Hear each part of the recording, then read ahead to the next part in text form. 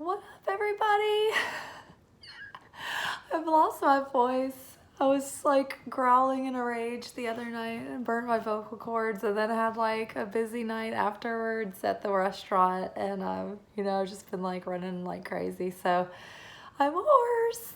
But yeah, I hope y'all have had a good day.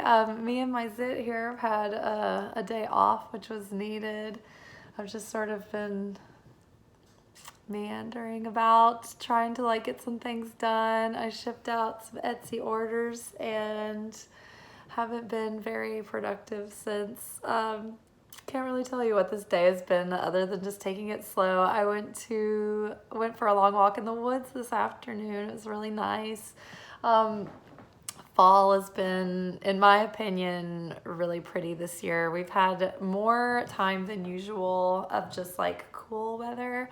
Usually it has been like really, really hot, and then it's cold for like a week or two, and then suddenly at Halloween it's like freezing. And then there's like a drought usually, and then like a violent storm that blows off all the leaves, and we're like, no, we didn't get to enjoy it. So this year it's all been kind of like nice and gradual and spread out. So I've really, really, really been loving it. I harvested some more of my mushrooms off of my mushroom log, and tonight I'm going to make a medium rare top sirloin. It is marinating right now. I massaged it and seasoned it, and then a like obnoxiously big baked potato and maybe some spinach leaves. But I'm really excited about my shiitakes. I like to make my steak mushrooms, kind of rough chopped large, and I cook them down with Worcestershire sauce, Worcestershire sauce, and like a big couple of globs of minced garlic. And then you don't add any more liquid. You just like cook them down like on low and slow until their own liquid like is the liquid.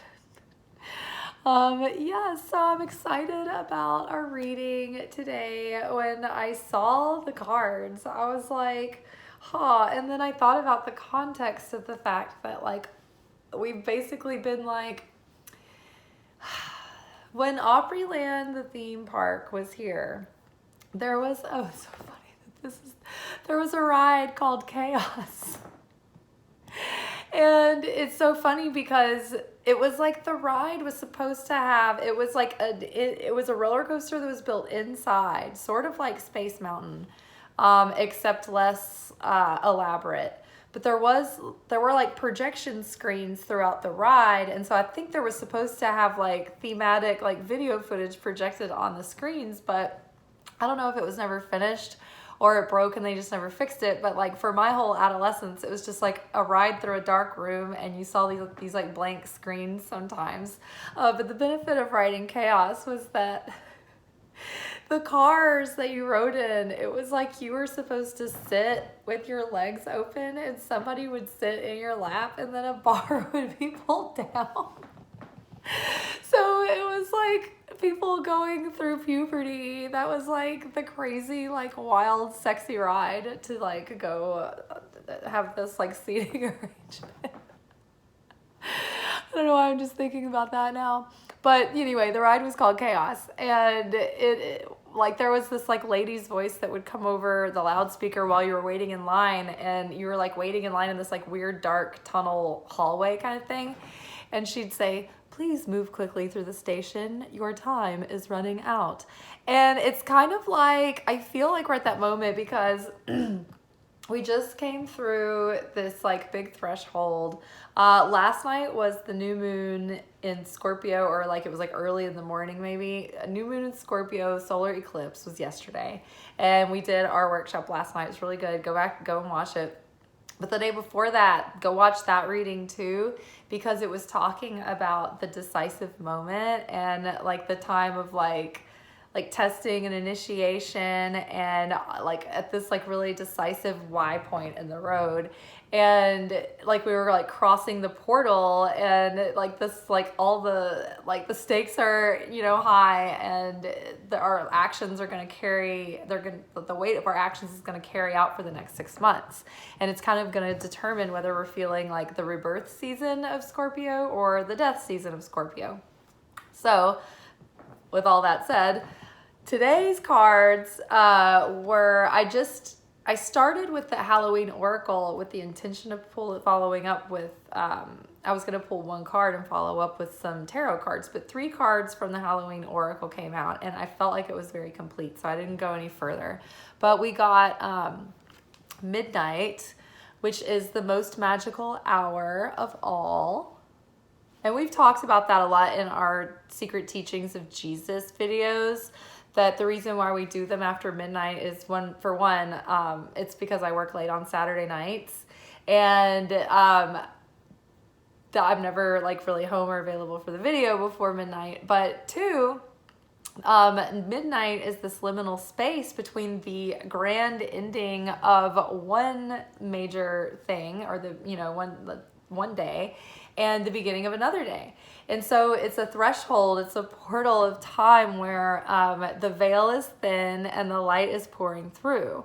Well, we're in the time of year where the veil is thin and the light is pouring through. For the grand cycle that we are in the midst of right now, we're at the beginning of a huge ending and beginning. We're in that threshold.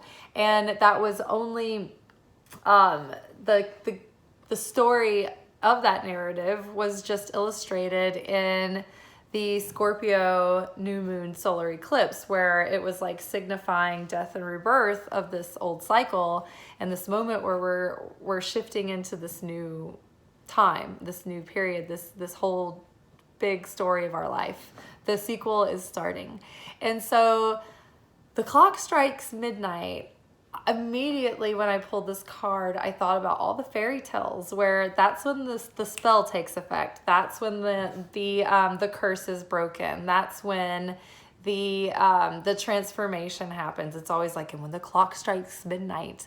So I felt like this card gave me a sense of like divine timing is at play, but like the time is coming. The time is now, but we don't quite know when that little like second hand, the hour hand and the second hand are gonna clock, you know, strike midnight.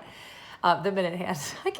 How long has it been since we've used clocks? Like, I really love clocks. But anyway, so when I was taking the photo for the reading today, I have an antique clock that I went and got, and I just started playing with the gears because I wanted to set it for midnight, but the clock, like, it was stuck on the hour that it's on now. It wouldn't wind any further.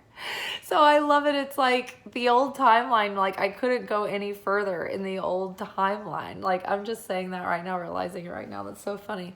But yeah, so then I noticed that there was a timer on the clock, and it started ticking. It was like tick, tick, tick, tick, tick, tick, tick, tick, tick. And I was like, oh, it's like a countdown. And then I went out several times today in the car. I was driving around, and I kept hearing something ticking, like tick, tick, tick, tick, tick, tick, tick. And it reminded me of Practical Magic when the beetle's buzzing and like her husband's gonna die and the curse is like creeping up, except this felt magical and good and exciting and positive. Like the surprise, the manifestation is creeping up, and it's like a big countdown, or like a drum roll kind of. So that was really, really fun and crazy. Then we have Night Song that followed, Hidden Talents. So, this card also mentioned that whole, like, it's the darkest before the dawn thing. So if you're feeling like you're at the end of your rope, you burnt to a crisp, don't worry. Like, this is, like, you don't feel like a foreboding sense that something bad is coming. It's just, it's like the phoenix. You're burnt to ashes and you're about to rise from the ashes. So it's the darkest before the dawn. The Night Song, this struck me because cardinals have always been like a prominent animal messenger for me. I consider them maybe to be my spirit animal, but they're definitely a familiar that I feel like I work with a lot, or just like an animal helper. It's funny, my feather earring is like lining up perfectly with the tail in the photo. But this card talks about hidden talents and hidden gifts coming through, and so I feel like there's like a twofold explanation to this card with this one attached to it, that so like a surprise, this is like a surprise or a hidden gift or something we can't see that's coming, and it might be tied to many things. It might be many things that are coming your way right now, but this feels like it's the manifestation energy that's like kind of flying in. And I do feel that using your talents right now may open a door for that manifestation to come through. There might be an opportunity that is unlocked, or a door that's opened because of your hidden talents, or you might be discovering hidden talents. But I don't think that this card is just limited to your talents. I think that it is also saying like, hey, a surprise is coming, or something good is coming your way. And things might be attached to that involve your talents, surprises, fun things. And you might discover hidden talents you didn't even know you had. For instance, the other day when I led that, like, I did this group reading for these ladies that really was almost like a private, like, workshop spiritual retreat. And I was like, oh, I wasn't thinking about, like, I thought I would like to hold one of those eventually, but like it kind of showed up in my lap, like spontaneously. And that's using my talents, but it's also like I was better prepared for that than I thought, like that kind of thing. So watch out for those moments. You never know who you might meet in the process of that. And love and money are connected, and your life purpose and the way that you earn your money. So like all kinds of little magical things might be coming true right now, or you might be moving forward in your journey. Either way, I think that like our little movie is kicking off. The clock's about to strike. Plot point is about to happen, turn things upside down, and I think that it is going to set us on a path of self-discovery that's going to involve the talents that are closest to our heart, or our gifts, or we're going to discover gifts that we don't have. But I also think it's going to invite all kinds of other blessings in with it. So it could be love, money, finances, like a new house, like it could have like anything attached to it. But the thing is, there's been really strong Venus themes going on recently, and Venus is the ruler of all of those like intimate things about our surroundings that we value, like relationships, our home, the way we make money, like the things that we like to surround ourselves with, beauty, art, like creativity, expression. And then scrying came up as our third card. So I feel like there's something like you are feeling like this growing sense of energy around you, like a pressure almost.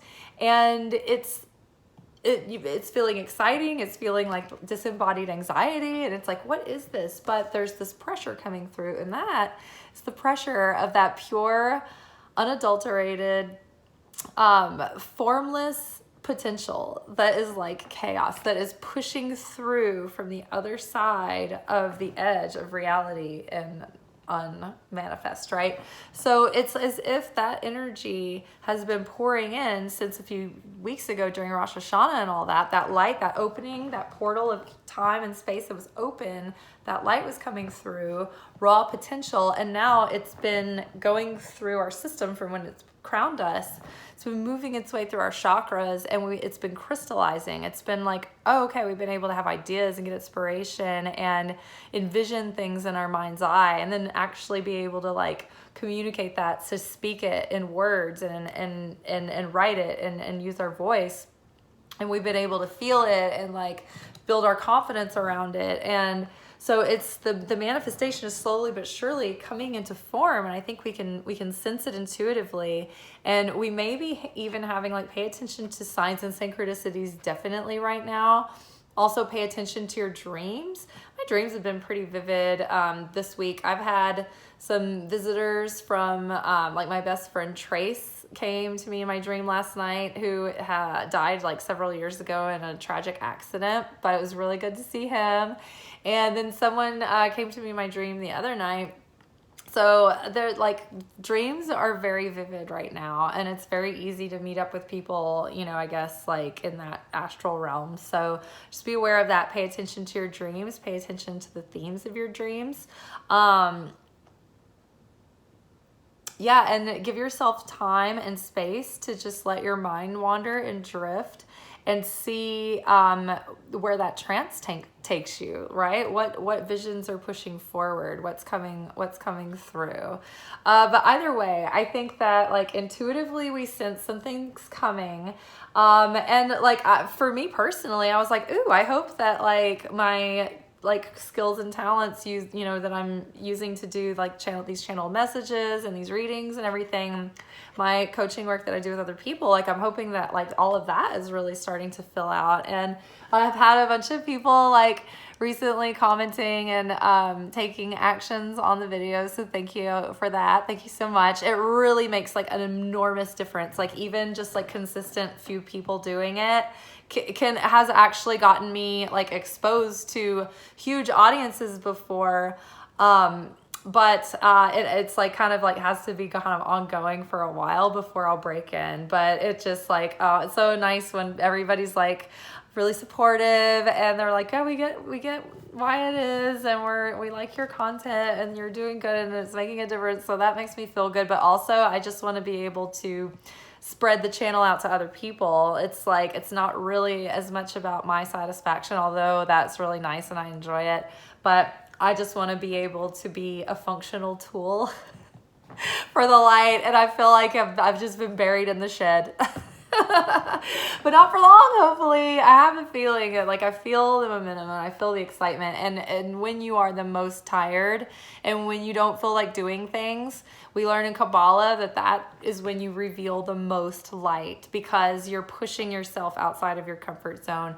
You're breaking the flesh in the spirit of Eucharist, in the spirit of making a sacrifice for the sake of sharing with others. And so when you like push through discomfort, pain, sorrow, embarrassment, apathy, whatever it is, that is like in the creation process, it helps you push through from phase 3 to phase 4, which is that manifestation coming through.